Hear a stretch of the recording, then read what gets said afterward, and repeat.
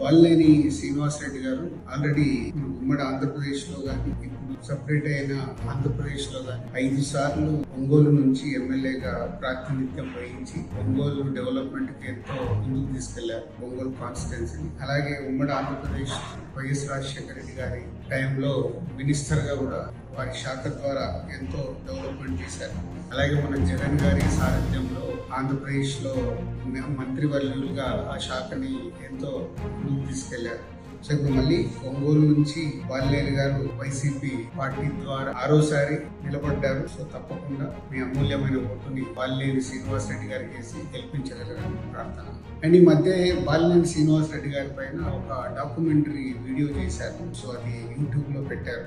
so వాల్లేని Srinivas Reddy గారు వారి రాజకీయ ప్రస్థానం మొదలైన నుంచి అసలు వాళ్ళు అంచెలంచెలుగా వారు ఎదుగుతూ ఆ కాన్స్టిట్యున్సీని ఎంతో